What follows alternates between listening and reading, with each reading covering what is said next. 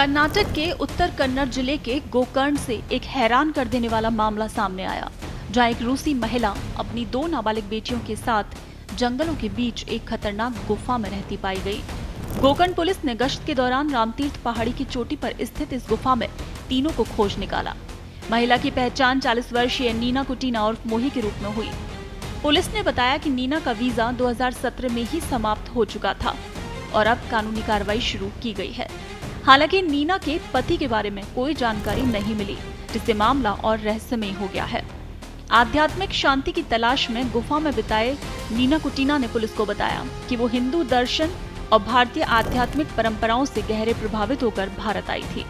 वो 2017 में business visa पर भारत आई और गोवा में रहने के बाद गोकर्ण पहुंची थी।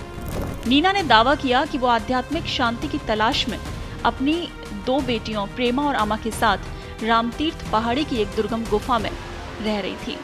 गुफा में उन्होंने भगवान रुद्र और राम की मूर्तियां स्थापित की थी, जहां वो पूजा पाठ और ध्यान करती थी। पुलिस ने बताया कि गुफा के बाहर साड़ी और कपड़े सूखते देखे गए, जिसके बाद गोकर्ण पुलिस स्टेशन के इंस्पेक्टर श्रीधर एसआर और उनकी टीम ने गुफा की तलाशी ली। ये गुफा, जो कि घने जंगल और खतरनाक ढलानों से घिरी थी, जहाँ भूस्खलन और जहरीले सांपों का खतरा बना रहता है। उत्तर कन्नड़ के पुलिस अधीक्षक एम नारायण ने कहा कि आश्चर्यजनक है कि एक महिला अपनी 2 छोटी बेटियों के साथ इतने खतरनाक इलाके में कैसे जीवित रही। ये भी जांच का विषय है कि वो वहाँ क्या खा रही थी। सौभाग्य से उनके साथ कोई जनहानि अनहोनी नहीं हुई। नीना कुटीना के पति के बारे में भी कोई जानकारी नहीं मिली है।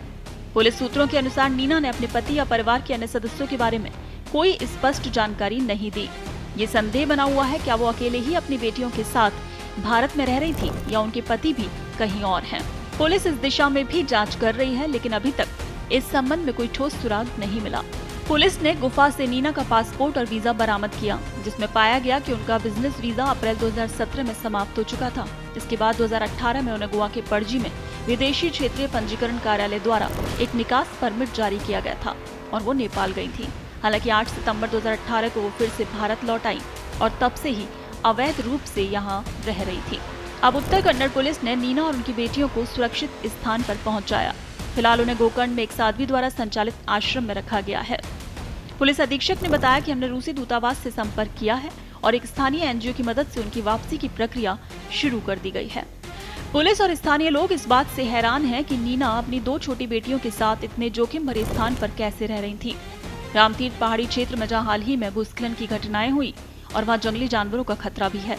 बच्चों की सुरक्षा को ध्यान में रखते हुए नीना और उनकी बेटियों को करवार के महिला स्वागत केंद्र में स्थानांतरित किया गया। नीना कुटीना की कहानी गोकर्ण में इस वक्त चर्चा का विषय बनी है। कुछ लोग उनकी आध्यात्मिक खोज के प्रति सहानुभूति जता रहे हैं, जबकि अन्य लोग बच्चों को खतरनाक परिस्थितियों में रखने और वीजा नियमों के उल्लंघन के लिए उनकी आलोचना कर रहे हैं। गोकर्ण, जो अपनी धार्मिक और आध्यात्मिक महत्ता के लिए जाना जाता है, पहले भी कई विदेशी सैलानियों और साधकों को आकर्षित करता रहा है। लेकिन नीना का गुफा में रहने का फैसला और उनके पति का लापता होना इस कहानी को और रहस्यमयी बनाता है।